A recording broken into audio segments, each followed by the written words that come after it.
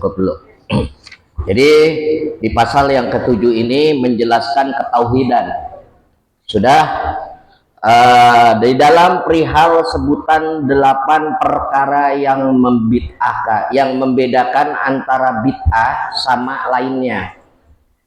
Antara bid'ah sama lainnya satu-satunya dengan artinya bermula yang pertama daripada itu sebutan i'tiqad yang sahih. Apa itu i'tiqad? I'tiqad adalah sebuah keyakinan. I'tiqad sebuah niat yang dikuatkan di dalam hati untuk mengikuti segala bentuk syariat yang diajarkan oleh baginda Rasulullah Shallallahu Alaihi Wasallam. Maka kita mengiktikadkan diri, meyakinkan diri. Apa sempurnanya dari sebuah i'tikad? Iqrarun bil lisan wa tasdiqun bil qalbi wa amalun bil arkan. Dikatakan di lidah, diyakinkan di hati, dilakukan perbuatan, itu sempurna i'tikad. Kalau kita mengiktikadkan diri ajaran ahlus sunnah wal jamaah, berarti kita harus melihatnya dengan 4 aspek, 4 pokok pandangan. 4 pokok pandangan itu terdiri dari apa? Yang pertama Al-Quran. Kalau di Al-Quran rinciannya kurang rinci, kurang detail. Ada iqamus shalah wa ita'uz zakah. Di Al-Quran diajarkan iqamus shalah wa ita'uz zakah. Dirikan sholat, bayar zakat. Yang jadi pertanyaan, bagaimana cara mengerjakan sholat, bagaimana cara mengeluarkan zakat? Rasulullah menyempurnakan syariat tersebut. Jadi keyakinannya, i'tikad dasarnya, akidahnya Allah yang punya. Begitu. Allah yang nuntun di dalam kitab-kitab Allah dari kitab pertama. Kita nggak mengingkari adanya kitab Jabur. Kita tidak mengingkari adanya kitab Taurat. Kita tidak mengingkari adanya kitab Injil. Dan kita tidak mengingkari adanya Nabi Allah Ibrahim alaihissalam. Kita tidak menghujat adanya Nabi Allah Musa dan seterusnya sampai dengan Nabi Allah Isa alaihissalam. Kita tidak mengingkari sebagai umat Islam. Karena pada dasarnya akidahnya sama. Disempurnakan oleh Rasulullah Shallallahu Alaihi Wasallam lewat dinul Islam. Agama Terus bagaimana Ustadz? Agama yang sebelum Islam itu bukan agama, namanya i'tikad, keyakinan. Inna dina indallahil Islam, sesungguhnya agama yang benar di sisi Allah Subhanahu wa taala cuman Islam. Buktinya apa? Buktinya ajaran keyakinan berakidah la ilaha illallah itu sudah ada dari zaman Nabi Allah Adam alaihissalam. Dipegang, diterusin sama Nabi Allah Ibrahim alaihissalam. Hanya saja banyak oknum terus sampai Nabi Allah Isa. Banyak sejarah, banyak kisah perjuangan mengakidahkan dunia yang diajarkan dengan kalimat tauhid la ilaha illallah sebagai bentuk wahdaniyat Allah. Ini nanti di terusannya ada. Sebagai bukti keesaan Allah Subhanahu wa taala yang berdiri tanpa adanya beban makhluk. Tanpa adanya perintah atau ketergantungan dengan makhluk. Namun dalam kehidupannya pantas kalau Nabi Allah Adam alaihissalam ketika mau diciptakan di dalam alam dunia itu Allah berfirman, wa id qala rabbuka lil malaikati inni ja'ilu fil ardi khalifah qalu ataj'alu fiha may yufsidu fiha wa yasfikud dima wa nahnu nusabbihu bihamdika wa nuqaddisu lak qala inni a'lamu ma la ta'lamun. Allah Subhanahu berfirman untuk menjadikan manusia sebagai khalifah di muka bumi ini. Malaikat protes. Malaikat bisa protes. Ya Allah, kenapa engkau mau menjadikan manusia di muka bumi sedangkan mereka akan buat kerusakan, ya Allah. Wa nahnu nusabbihu bihamdika wa nuqaddisu lak, padahal kami, ya Allah, para malaikat yang tunduk patuh, selalu bertasbih, selalu bersyukur kepadamu, selalu patuh kepada ketentuan-ketentuanmu. Kata malaikat sedemikian, Allah Subhanahu wa ta'ala kala inni a'lamu ma la ta'lamun. Kalian tidak tahu tentang apa-apa yang aku ketahui. Padahal Allah membanggakan kita sebagai manusia. Namun kena hasutnya iblis laknatullah alaih yang tidak mau tunduk patuh, iblis bersumpah. Ketika Allah menunjuk Nabi Allah Adam alaihissalam, menyebut Nabi Allah Adam alaihissalam dengan semua bentuk ciptaan Allah Subhanahu wa ta'ala, iblis bersumpah akan merusak, akan menjadikan sebutan yang disebut Nabi Allah Adam alaihissalam sebagai Tuhan selain Allah Subhanahu wa ta'ala. Saat itu Nabi Allah Adam dites sama Allah di depan para malaikat, di depan iblis. Wa 'allamal adamal asma'a kullaha. Semua akhirnya setelah Adam menyebutkan nama-nama yang ada di dalam surga pada saat itu, ini gunung, ini pohon, ini laut, dan ini sebagainya dan sebagainya, iblis tidak terima. Fasajadu, semua bersujud, illa iblis, kecuali iblis. Wa anna wastaghfar, dia mengaku, iblis mengaku lebih besar daripada Nabi Allah Adam alaihissalam. Adam mintin wa anna minan nar. Iblis mengaku bahwasanya Adam dari tanah sedangkan aku dari api. Kesombongan iblis lalu disumpah oleh Allah Subhanahu wa ta'ala, dilaknat oleh Allah. Namun iblis berjanji akan merusak anak keturunan Adam dengan apapun yang disebutkan Adam, berpaling dari Allah Subhanahu wa ta'ala kepada apa-apa yang diciptakan oleh Allah Subhanahu wa ta'ala. Makanya jangan heran kalau zaman sekarang masih ada yang percaya sama pohon. Jangan heran kalau masih ada yang percaya sama gunung. Ya, karena apa? Karena itu perbuatan setan. Diabu-abuin nama yang namanya bid'ah dolalah. Diabu-abuin namanya kesirikan-kesirikan yang nyata. Diabu-abuin dengan yang namanya istijrat, kemampuan, keistimewaan dari seorang makhluk.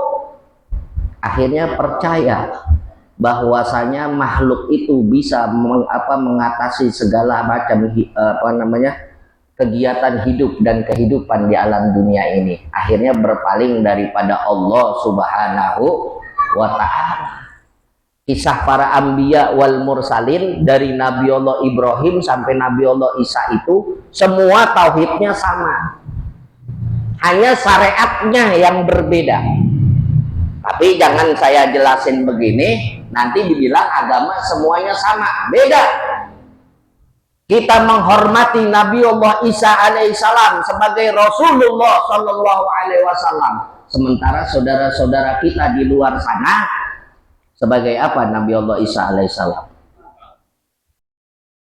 Ya, begitu. Kita mengakui bahwa Nabi Allah Isa alaihissalam diselamatkan oleh Allah Subhanahu wa ta'ala, dilindungi oleh Allah Subhanahu wa ta'ala, nanti akan diutus pada akhir kiamat, pada hari kiamat, menjelang hari kiamat untuk melawan Dajjal. Kita menghormati itu, kita meyakini itu, sementara saudara-saudara kita di sana mengakui sebagai Nabi Allah Isa alaihissalam di pantai sebagai tebusan untuk dosa-dosa umat manusia. Kita menghormati Nabi Allah Ibrahim alaihissalam dan Nabi Allah Ismail sebagai Khalilullah. Tapi saudara-saudara kita di luar sana menghujat Nabi Allah Ibrahim dan Ismail alaihissalam. Mereka adalah anak-anak daripada budak. Mereka tidak mengakui Ibrahim alaihissalam Khalilullah dengan bahasa mereka Abraham. Inilah perbedaan kita dengan yang lainnya. Oleh karenanya bersyukur kita menjadi umat Islam, umat yang paling terbaik. Kuntum khairu ummah ukhrijat linnas ta'muruna bil ma'ruf wa tanhauna 'anil munkar wa ulaika humul muflihun. Kalian adalah umat yang terbaik. Beda sama umat-umat Nabi Allah yang sebelumnya. Mereka mengingkari nabinya mereka sendiri. Mereka mengingkari kitab-kitab mereka sendiri. Betul? Betul apa enggak? Iya, ini bicara tauhid, Pak. Ini bicara tauhid, sifat Allah yang wahdaniyat. Makanya keuntungan, kekayaan, kesedihan, kedukaan, kebahagiaan, masya Allah kana. Wa ma lam yasha wa lam yakun wa la haula wa la quwwata illa billahil aliyyil azim. Artinya barang yang telah ditentukan oleh Allah Subhanahu wa taala apabila terjadi dengan kekuatan Allah, dengan izin Allah, dengan kehendak Allah pasti terjadi. Namun ketika sesuatu tidak akan terjadi kepada diri kita atau keluarga kita atau masyarakat kita, ketika Allah tidak mengizinkan, apapun kemampuan kita, bagaimanapun kekuatan kita, ketika Allah tidak menghendaki dan mengizinkan, mustahil itu akan terjadi. Betul? Innama amruhu idza arada syai'an ayyaqula lahu kun fayakun. Sesungguhnya jika sesuatu itu Allah kehendaki, Allah kan tinggal bilang gampang, tinggal bilang kun fayakun. Allah punya sifat wahdaniyah, nggak bergantung. Kalau ibu-ibu bergantung. Betul? Ibu-ibu mau bikin kue, Bu, mau bikin kue, punya terigu nggak punya telur, jadinya empleng. Betul ya, Bu? Pengennya kue bolukik, tapi nggak punya telur, punyanya terigu sama minyak goreng, jadi kue tapi nggak sesuai keinginan, jadi kue empleng namanya gitu. Alhamdulillah. Tapi kalau Allah tidak begitu, Allah punya sifat wahdaniyah, kudrat, iradat. Ntar di pasal berikutnya itu kudrat dan iradat. Ini wahdaniyah, tidak ada ketergantungan. Jadi ketika sesuatu terjadi itu atas kehendak Allah Subhanahu wa taala. Contoh nih, saudara kita yang mau berangkat umroh. Mungkin mohon maaf lahir batin secara aspek ekonomi susah, mau ngumpulin pelan-pelan gitu. Dari tahun kapan kepengen berangkat. Tapi karena Allah izinkan dengan kepayahan, dengan kesusahan, dan dengan niat yang kuat, tulus, ikhlas menggapai ridha Allah, pelan-pelan, sedikit-sedikit, alhamdulillah Allah izinkan pula. Akhirnya kepanggil, insya Allah tanggal 21 berangkat. Insya Allah dengan keadaan sehat wal afiat. Tapi berapa banyak orang dengan kemudahan, dia punya uang, dia punya kesehatan, dia udah nyetor pula, tapi ketika Allah tidak menginginkan, tidak meridhoi untuk berangkat, tidak berangkat.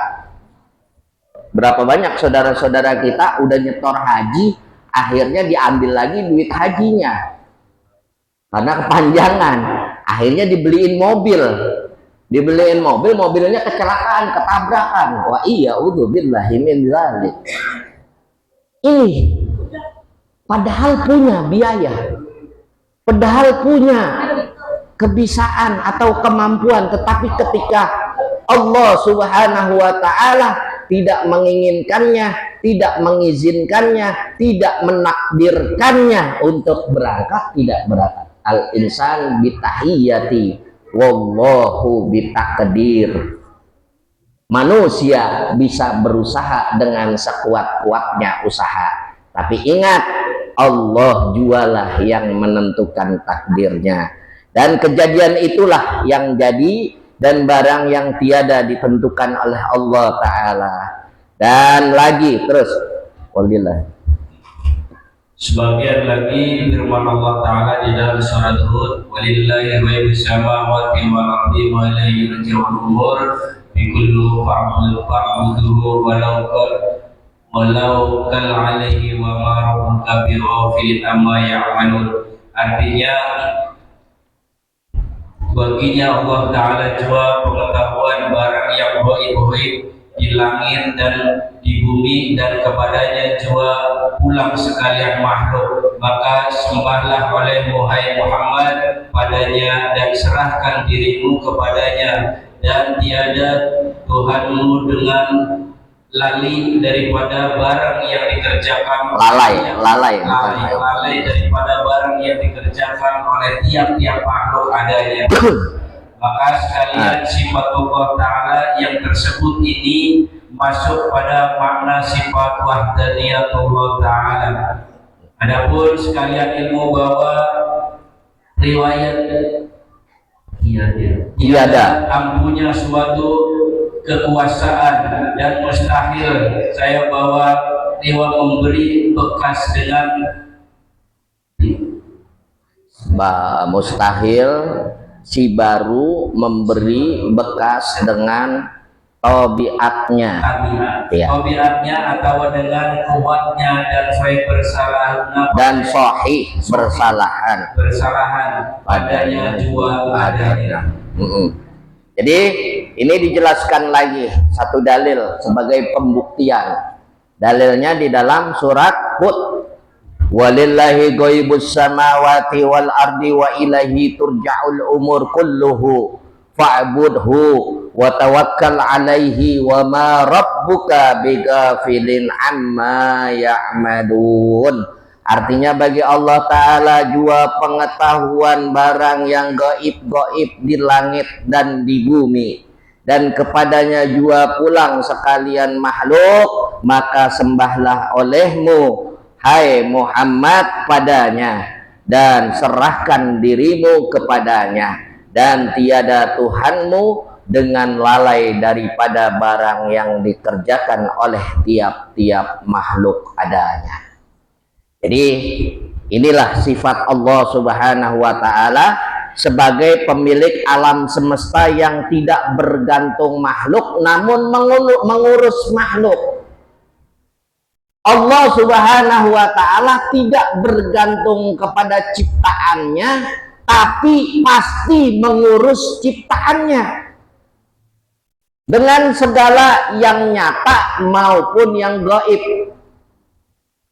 Ada yang gaib, jin contohnya, secara fisik jin gaib, rezeki gaib, iya, rezeki gaib, jodoh gaib. Kenapa dibilang rezeki gaib? Hari ini mungkin kita punya duit, atau bulan ini mungkin kita punya duit 10 juta. Ada yang bisa tahu bulan depan bisa punya duit 10 juta juga? Ada yang bisa mastiin? Tidak. Itu yang namanya rezeki. Hari ini kita dikasih rezeki sehat walafiat, bisa melangkah ke masjid, ke Ar-Rahman kumpul. Ada yang bisa mastiin malam Selasa bakal begini lagi malam Selasa depan? Ada gak? Ada yang bisa mastiin nggak? Bisa jadi lebih rame, bisa jadi lebih sepi. Itu gaib. Salah satunya karena kesehatan. Kesehatan itu gaib. Kesehatan bagian dari rezeki. Jadi rezeki itu bukan berbentuk duit doang. Rezeki itu bisa jadi dalam bentuk yang lainnya, gitu. Sehat itu rezeki paling mahal. Ngelangkahin kaki ke masjid, mau istiqomah ngaji, itu rezeki paling mahal. Inna min na'imid dunya yakfikal islamu ni'matan wa inna minas sugli yakfika ta'atu suglan wa inna minal ibrati yakfikal mautu ibratan.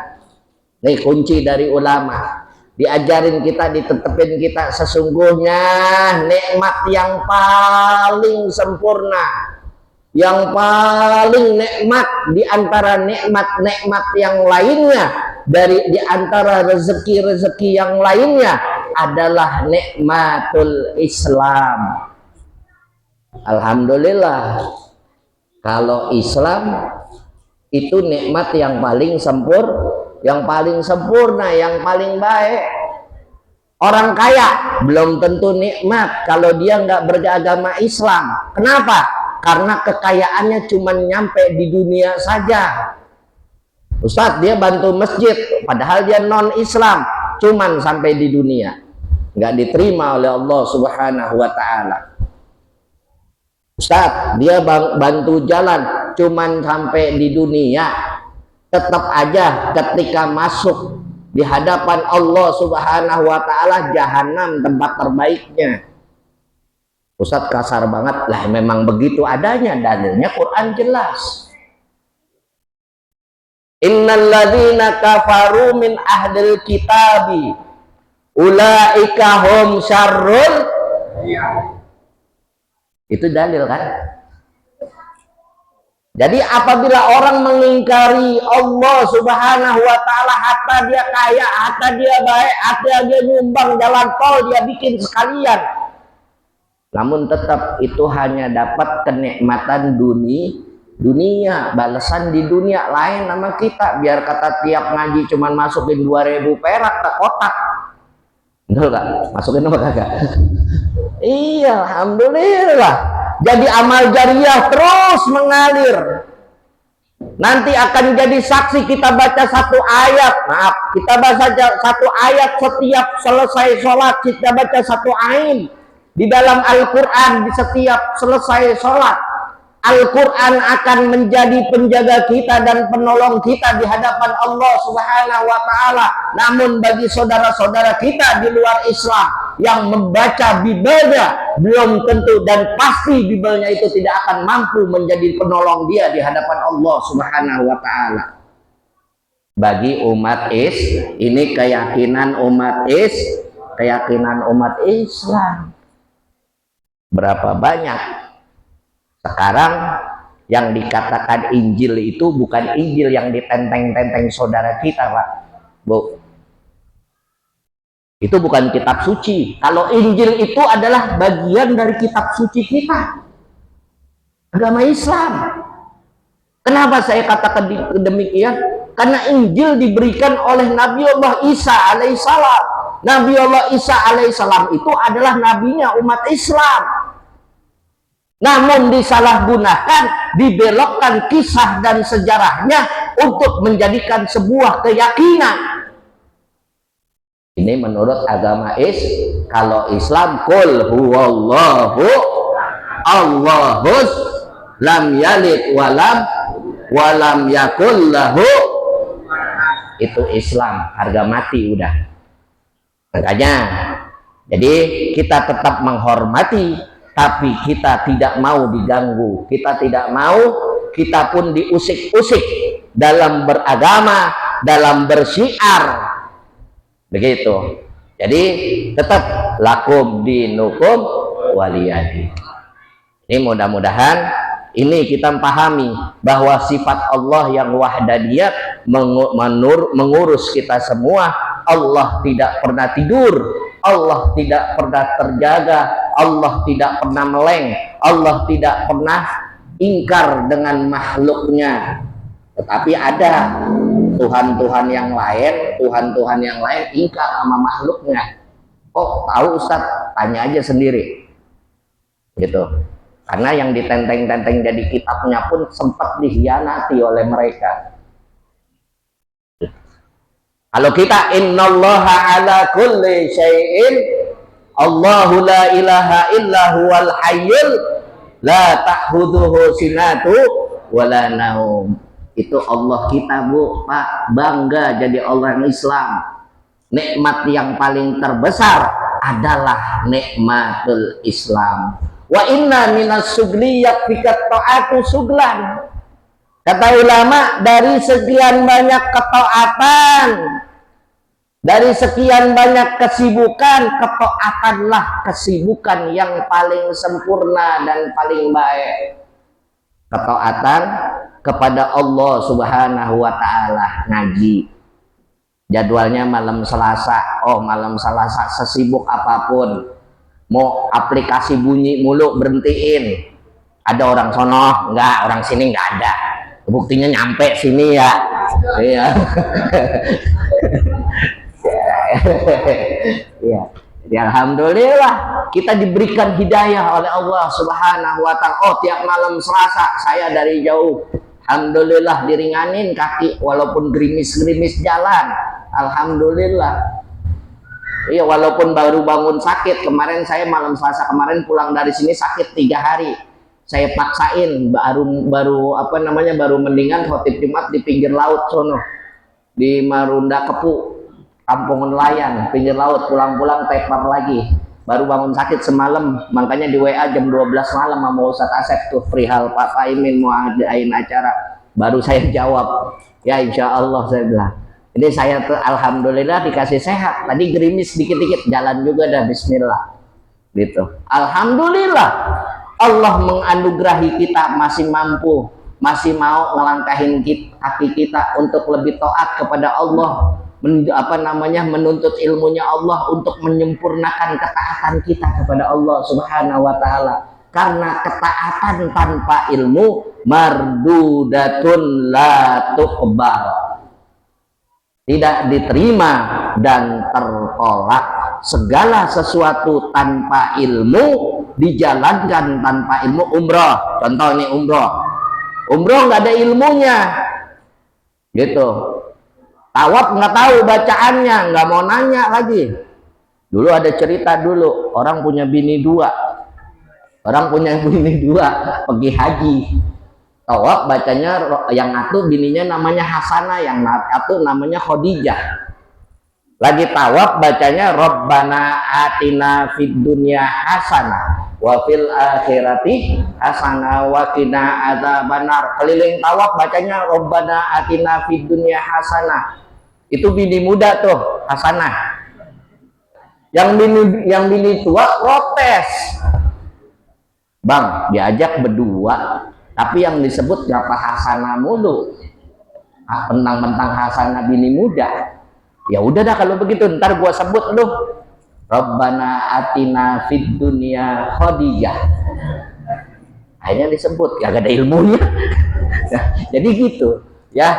Mudah-mudahan nih Pak Paimin udah dibimbing, udah ini. Dan lagi kita di tengah masyarakat ya, ada istilah namanya walimatus safar.